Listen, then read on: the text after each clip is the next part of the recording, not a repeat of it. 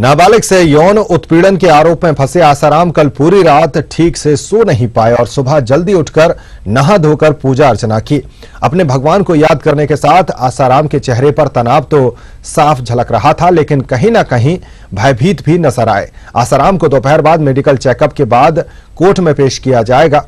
चूंकि पुलिस को इस मामले में बरामद करने जैसा कुछ नहीं है और जांच भी लगभग की जा चुकी है, ऐसे में माना जा रहा है कि आसाराम को न्यायिक हिरासत में भेजा जा सकता है। उधर जानकार सूत्रों ने बताया कि कल देर रात आसाराम बापू से गहन पूछताछ हुई, जिसमें पुलिस ने मनोवैज्ञानिक आधार पर जो कुछ पूछताछ की, उससे पुलिस को आसाराम पर लगे आरोपों की पुष्टि करने में बड़ी कामयाबी मिली है। मगर आसाराम ने अभी तक आरोप को कबूला नहीं है, लेकिन जिस तरीके से आसाराम ने मामला सामने आने के बाद से अपने बयान बदले, उसी तरह गिरफ्तार किए जाने के बाद जब से पूछताछ के दौर चल रहे हैं। इससे पहले कल एक दिन की पुलिस रिमांड मिलने के बाद जोधपुर पुलिस आसाराम को मड़ई स्थित फार्म हाउस पर ले जाकर जब रिक्रिएशन करवाया गया तो न केवल आरोप साबित होते गए, बल्कि यह भी सामने आया कि साजिश के तहत छात्रा को मिलने के लिए बुलाया गया था। वहीं जांच में आसाराम के पौरुष तत्व परीक्षण रिपोर्ट पॉजिटिव पाई गई है। डीसीपी अजयपाल लांबा ने इसकी पुष्टि की है, जिसके चलते अब आसाराम की मुश्किलें और बढ़ती नजर आ रही हैं।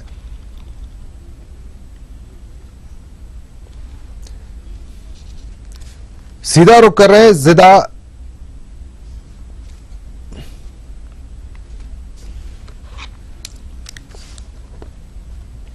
सीधा रुख करेंगे जोधपुर का जिला अदालत और जिला जेल का हम रुख कर रहे हैं। दो सहयोगी भवानी भाटी जिला अदालत के बाहर मौजूद हैं, जिला जेल के बाहर राजीव गौड़ मौजूद हैं। दोनों से जानेंगे बारी बारी से कि किस तरह से चीजें आगे बढ़ रही हैं। पहले भवानी के पास चलेंगे। भवानी, इंतजार किया जा रहा है पेशी का और जिस तरह के संकेत हैं कि रिमांड से ज्यादा न्यायिक हिरासत की तस्वीर साफ हो रही है।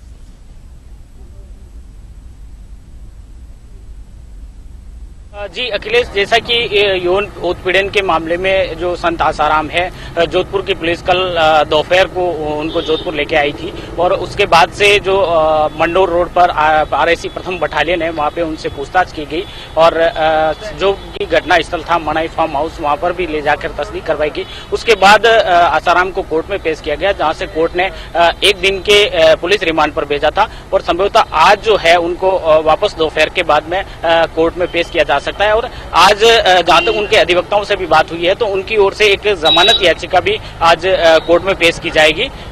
जी अखिलेश, बिल्कुल जिस तरह से आपने कहा कि कोर्ट में क्या कुछ होगा, रुख करेंगे राजीव गौड़ का जिला जेल के बाहर मौजूद है। राजीव, जिस तरह से हम खबर बता रहे थे कि जो बेचैनी भरी रात थी, सुबह कैसी रही, तनाव चेहरे पर नजर आ रहा है। जेल से जो खबरें मिल रही हैं उसके मुताबिक आसाराम बापू कब वहां से रवाना होंगे, एक बात तो ये, और दूसरा किस तरह से उनकी रात बीती जेल में। देखिए अखिलेश, जिस तरीके से पुलिस ने मनोवैज्ञानिक तरीके से पूछताछ की है, पूछताछ के अंदर कई तथ्य सामने आए हैं और उन तथ्यों के अंदर कहीं ना कहीं ये बात सामने आई है कि आरोप साबित होते जा रहे हैं।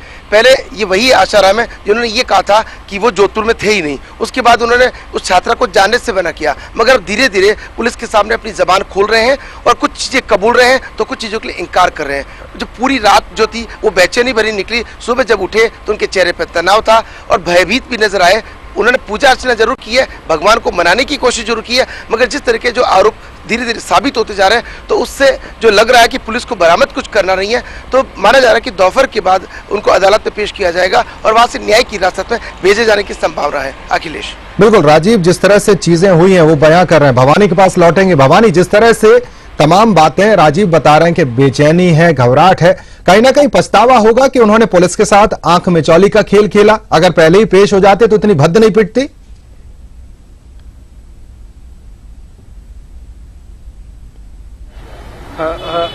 जी अखिलेश, जिस तरह की बातें बाहर आ रही है, अगर पछतावे की बात करें तो वो तो साहब जब उनको लेके आए थे तभी से था और कोर्ट में पेश किया गया तब भी ऐसा ही माहौल देखने को मिला है। लेकिन जो अभी अभी जिस तरह की जानकारी मिल रही है कि बापू से पूछताछ पुलिस ने वापस से शुरू कर दी है और कुछ जो उनके साधक है, एक साध्वी है, वो भी उनके लिए भोजन लेके वहाँ पूछताछ स्थल पर पहुंची है। तो अब जो पूछताछ वापस से शुरू हुई है उसको लेकर के लगता है कि अब जो जिस तरह से अगर पुलिस आज इन्वेस्टिगेशन पूरी कर देती है तो उसके बाद उनको कोर्ट में पेश किया जा सकता है और संभवतः जो पुलिस है वो जुडिशियल कस्टडी में भेजने की मांग कर सकती है। आज कोर्ट में किस तरह का रहेगा, क्या कार्रवाई होगी, तो हमारे साथ में मामले के एक्सपर्ट हैं और एडवोकेट हैं महिपाल बिश्नोई, तो मैं उनसे पूछना चाहूंगा कि आज की कोर्ट की कार्रवाई क्या रहेगी।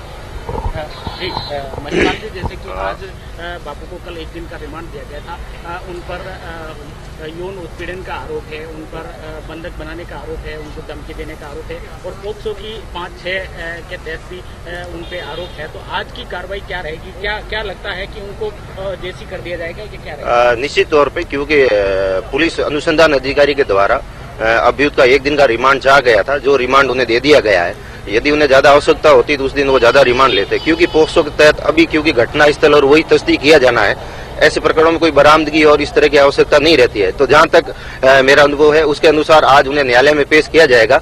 तो जहां तक है संभव है माननीय न्यायालय आगे पुलिस के द्वारा रिमांड की आवश्यकता नहीं जताने पर उन्हें न्यायिक अभिरक्षा में भेज दिया जाएगा, क्योंकि अभियुक्त को न्यायिक अभिरक्षा में भेजा जाता है, उसके पश्चात ही अभियुक्त का जमानत प्रार्थना पत्र पेश किया जाता है। जैसा कि उनके वकील से बात हुई है तो उनकी ओर से भी इस तरह के जो सूत्र बता रहे हैं कि जो आसाराम है उनकी जमानत अर्जी को आज पेश किया जा सकता। तो आज आपको क्या लगता है कि इस मामले में क्या हो सकता है? निश्चित तौर पे ये क्योंकि एक पोक्सो से संबंधित मामला है, जो एक यौन उत्पीड़न से एक नाबालिग लड़की के साथ में है, तो जहां तक का अनुभव है माननीय न्यायालय द्वारा इस तरह के प्रकरणों में कठोर रुख अपनाया जाता, जहां तथा दूसरी जो सबसे महत्वपूर्ण बात है, जो जमानत आवेदन दिया जाता है उसमें एक ही शर्त होती है, जिसके तहत ये होता है कि इस तरह की न्यायिक प्रक्रिया में बहुत समय लगेगा, ट्रायल में बहुत समय लग जाएगा, उसमें समय लगेगा, इसलिए गवाह और बयानों में समय लगता है, इसलिए उन्हें जमानत पर रिहा किया जाए ताकि वो जेल में ज्यादा नहीं रहे। लेकिन प्रकरण ये जो वर्तमान में जो प्रकरण है, इस तरह के कानून में ये प्रावधान किया गया है कि ऐसे प्रकरणों को शीघ्र से शीघ्र निपटाया जाए। ऐसे बहुत से उदाहरण है जहां 24 घंटे 48 घंटे या 1 हफ्ता के अंदर अंदर ऐसे प्रकरणों का निस्तारण कर दिया गया है। जहां तक इस प्रकरण के संबंधित है, क्योंकि पीड़िता के ऊपर जिस तरह के जिस आरोपी है वो काफी महत्वपूर्ण और प्रबल आदमी है, तो उससे इस तरह की आशंका से इनकार नहीं किया जा सकता कि वो पीड़िता को धमका सकता है, डरा सकता है या उसे किसी तरह से डरा सकता है। इसलिए निश्चित तौर पे न्यायपालिका तथा पुलिस अधिकारियों को यही प्रक्रिया अपनाएंगे ताकि वो शीघ्र से शीघ्र जो पीड़िता राजस्थान की नहीं होकर दूर दराज अन्य राज्य की है, तो उसे शीघ्र न्याय दिला के इनका चार्जशीट अनुसंधान लगभग जिस तरह से पूर्व में पुलिस अधिकारियों ने बताया है कि वो अनुसंधान पूर्ण होने के करीब है, तो उनका चालान पेश कर दिया जाए। चालान पेश करने के बाद में शीघ्र न्याय प्रक्रिया के तहत चार्ज लगा के पीड़िता के बयान प्रथम दृष्टया कराया जाए, क्योंकि इस जो एक्ट है उसके अंदर स्पष्ट रूप से प्रावधान दिया गया है कि जब तक पीड़िता का बयान और नहीं हो उसे पूर्ण रूप से प्रोटेक्शन देना चाहिए। पुलिस और अन्य एजेंसी जो स्वतंत्र एजेंसी वो भी उनकी रक्षा, उनकी सुरक्षा और उसकी जान और माल की हिफाजत की पूर्ण रक्षा करे। तो इसके देखते हुए, क्योंकि एक जो महत्वपूर्ण ग्राउंड हो सकता है कि जो अभियुक्त है उसकी काफी उम्र दराज है, तो वो एक पक्ष हो सकता है, परंतु यदि न्याय प्रक्रिया के तहत उन्हें पुलिस अनुसंधान शीघ्र चालान पेश कर देता है तथा उन्हें आरोप सुना के पीड़िता का गवाही और करवा देते हैं, तो उस प्रक्रिया में जो जमानत का अधिकार जो मिलना चाहिए, जहां तक है संभव वो उनको नहीं मिल पाए।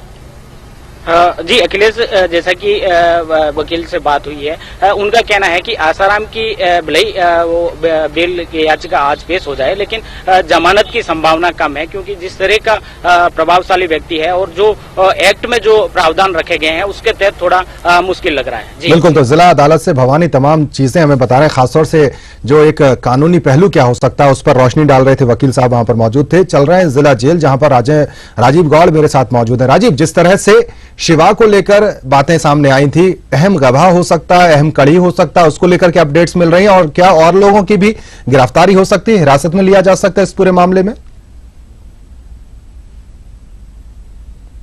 देखिए अखिलेश, इस बारे में जो शिवा को पहले ही गिरफ्तार किया जा चुका है, शिवा ने भी कुछ इस तरह की महत्वपूर्ण बातें बताई है, उसके आधार पर जो पुलिस ने क्रॉस इन्वेस्टिगेशन किया है उससे जो सबूत सामने आए हैं, जो घटनाक्रम पूरा का पूरा आसाराम की बातों से, मनोविज्ञान से जुबा रहा है, उससे कहीं ना कहीं आरोप साबित होते नजर आ रहे हैं। तो निश्चित रूप से अदालत में ले जाने के बाद में यही माना जा रहा है कि संभावना यही बनती है कि उनको न्यायिक हिरासत में लेके जाएगा।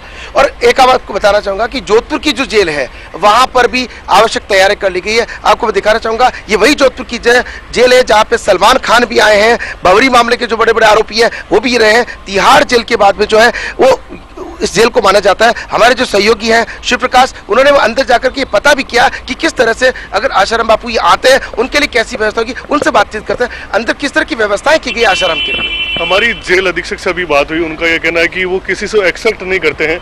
उनका यह कहना है कि हमारा कोई, लेकिन अगर जेल प्रशासन को यहाँ भेजा जाता है आसाराम बापू को, तो उनकी सबसे पहले प्राथमिकता होगी कि आसाराम बापू की सुरक्षा की जिम्मेदारी उनकी होती है। तो हो सकता है उनको अलग बैरक में रखा जाए, साथ ही जो अन्य जो बातें उनका आते ही मेडिकल चेकअप करवाया जाएगा और उसके बाद जो चिकित्सक की सलाह होगी उसके अनुसार ही अगला जो तय है वो किया जाएगा। लेकिन क्या चने खाने को मिलेंगे जिस तरह से आम कैदी को चना नाश्ते में मिलता है?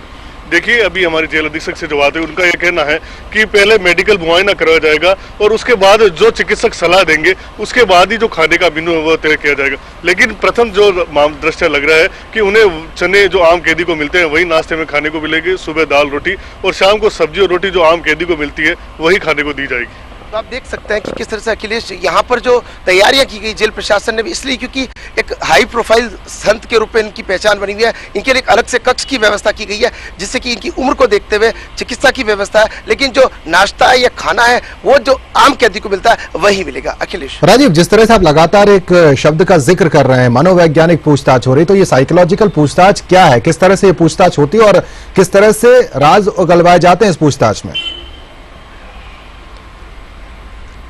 देखिए अखिलेश, जिस तरीके से पहले उनसे एक एक चीज पूछी जाती है, बीच बीच में कुछ दूसरे सवाल डाले जाते हैं, अचानक से उस लड़की के बारे में पूछा जाता है कि आप उससे पहले कब मिले थे, तो उस बारे में जैसे ही उन्होंने कुछ बोला तो एक चीज ये पता लगी कि वो पहले से संपर्क में थे और एक साजिश के तहत उस लड़की को यहाँ बुलवाया गया था। उससे जो क्राइम ऑफ जो कह सकते हैं कि उनकी सोच थी, उनकी एक साजिश थी, वो कहीं ना कहीं बाहर आ रही है। पहले उन्होंने मना किया तो उस बारे में पूछा कि आपने पहले झूठ क्यों बोला, तो जैसा उन्होंने बताया सूत्रों से जो पता लगा कि साहब मैं डर गया था, तो कहीं ना कहीं मन में डर और भय बाहर आ रहा है। तो पुलिस ने उस आधार पर जब दूसरे तरीके से पूछताछ की कि उसको बीमारी क्या थी, तो बता नहीं पाए कि उसको बीमारी क्या थी, जबकि जो वार्डन शिल्पी है उसने ये कहा था कि उसको भूत प्रेत की बीमारी है। तो कई तरह की जो चीजें आई हैं वो कंट्राडिक्टरी है। और उसके अलावा मनोवैज्ञानिक तरीके से जब उनसे पूछताछ की गई और बातों बातों में उनकी कितनी महिला मित्र हैं और पहले के जो मामले हैं, जो आरोप लग रहे हैं, तो उनको लेकर के जब क्रॉस इन्वेस्टिगेशन किया गया तो कुछ चीजें ऐसी बाहर आई कि आसाराम खुद सख्ते में आ गए और फिर उन्होंने मना किया, नहीं नहीं ऐसा नहीं है।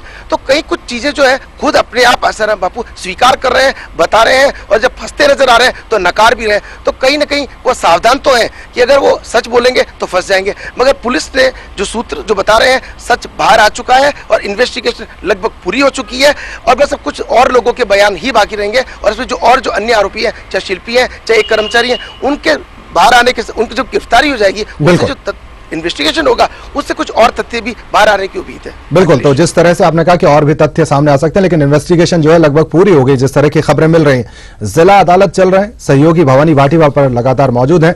भवानी, जिस तरह से पेशी होने जा रही है, कहीं ना कहीं सुरक्षा के जो मापदंड हैं उनको लेकर कवायद की गई होगी, तैयारी पूरी की गई होगी, क्योंकि जिस तरह से लगातार अगर भटकल का केस देख लें तो वहां पर भी एक आरोपी जो आरोपी था उसको थप्पड़ मारने की कोशिश की जाती है, या यहां पर बात करें तो आसाराम के समर्थक भी जुट सकते हैं या जो उनका विरोध करें वो भी पहुंच सकते हैं। तो तैयारी कैसी है सुरक्षा की वहां पर? जी अखिलेश, अगर कोर्ट परिसर में तैयारी की बात करें तो फिलहाल यहाँ पर सुरक्षा के किसी तरह के कोई इंतजाम नहीं किए गए हैं। इससे लगता है कि जो बापू की ये जो आसाराम है, संत आसाराम को कोर्ट में संभवतः लंच के बाद पेश किया जाएगा। तो ऐसे में पुलिस की ओर से यहाँ किसी तरह की व्यवस्था दिखाई नहीं दे रही है और उसके बाद ही हो सकता है वो व्यवस्था की जाए। ये कोर्ट परिसर आप देख सकते हैं कि कोर्ट परिसर में जो आमतौर पर पुलिस के गार्ड तैनात रहते हैं वो अभी अभी कोर्ट में ड्यूटी पर पहुंचे हैं। बाकी इसके अलावा जो जिस तरह से समर्थकों की भीड़ भारी हो रही है या जिस तरह की वो उनकी उत्पात मचाने की जो संभावना है उसको लेकर के जिस तरह की तैयारी होनी चाहिए, फिलहाल यहाँ पर किसी तरह की तैयारी नहीं की गई है। जो भी पुलिस के जवान और जो आप देख सकते हैं कि ये सामने जिला अदालत है, जो स्पेशल जज पोक्सो की अदालत है, यहाँ पर बिल्कुल सुनसान पड़ा है और मात्र जो आमतौर पर मुख्य गेट पर जो साहब शूटर तैनात होते हैं वो ही तैनात है। जी चलिए, बहुत बहुत शुक्रिया आपका भवानी। तमाम तैयारी कैसी उसकी झलक बताने की कोशिश कर रहे थे, लेकिन जिस तरह से अगर सुरक्षा की बात करें तो फिलहाल उस तरह की सुरक्षा व्यवस्था जिला अदालत के बाहर नहीं की गई। तो जिला जेल के बाहर राजीव गौड़ मौजूद रहे हैं, वहां पहुंचने की संभावनाएं जताई जा रही हैं और उसके पहले जिला अदालत पहुंचेंगे आसाराम। वहां भी हमारे सहयोगी मौजूद हैं। लगातार इस खबर पर हमारी नजर बनी रहेगी। फिलहाल दोनों सहयोगियों का बहुत बहुत शुक्रिया अदा करें।